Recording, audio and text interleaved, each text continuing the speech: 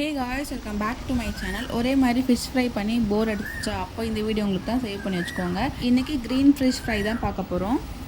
அதுக்கு தேவையான இன்க்ரீடியன்ஸ் என்னென்னு பார்த்துடலாம். அதுக்கு ஒரு மிக்ஸி ஜார் எடுத்திருக்கேன். 10 பல் உரிச்ச பூண்டு, 4 பச்சை மிளகா, 4 துண்டு இஞ்சி, ஒரு கைப்பிடி கறிவேப்பிலை, ஒரு கைப்பிடி புதினா, ஒரு கைப்பிடி கொத்தமல்லி, கொஞ்சம் கொஞ்சமாக தண்ணி விட்டு ஒரு திக் பேஸ்ட்டாக அரைச்சி கொண்டு வந்து ட்ரான்ஸ்ஃபர் பண்ணிக்கலாம்.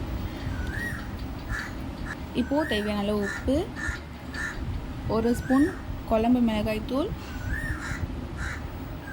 1 ஸ்பூன் கரம் மசாலா, 1 ஸ்பூன் மைதா, 1 ஸ்பூன் கார்ன்ஃப்ளவர் மாவு. இதெல்லாத்தையும் நல்லா மிக்ஸ் பண்ணி எடுத்துக்கலாம். இப்போ நம்ம வாஷ் பண்ணி வச்சுருக்க மீன் துண்டுகளை இதில் சேர்த்துக்கலாம். முக்கியமாக நம்ம இதில் ஸ்லைஸ் மீன் ஃப்ரைக்கு நீங்கள் எடுத்துக்கிட்டிங்கன்னா ரொம்ப டேஸ்ட்டாகவும் இருக்கும், பார்க்கவும் நல்லாயிருக்கும். நான் இன்றைக்கி ஏரி வவால் தான் எடுத்திருக்கேன். மீனில் நல்லா மசாலா இறங்குற மாதிரி கலந்து விட்டுக்கலாம்.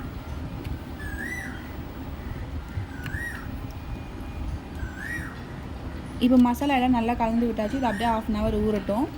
இப்போ தவாவில் எண்ணெய் காஞ்சதும் நம்ம மசாலா போட்டு வச்சுருக்க மீன் துண்டுகளை இதில் சேர்த்துக்கலாம். முக்கியமாக அடுப்பு மீடியம் ஃப்ளேம்லேயே இருக்கட்டும், அப்போ தான் தீயாமல் இருக்கும். இப்போ நம்ம மீதம் இருக்க மசாலா எல்லாத்தையும் மீனில் மேலே தடவி விட்டுக்கலாம். மீன் போட்டு நம்ம உடனே திருப்பி விடாமல் ஒரு 5 நிமிஷம் கழித்து நல்லா வெந்ததும் திருப்பி விட்டிங்கன்னா தவாவில் மசாலா ஒட்டாமல் வரும்.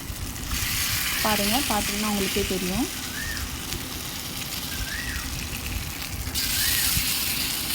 எப்படி நல்லா கோல்டன் ப்ரௌனாக வந்திருக்குன்ட்டு.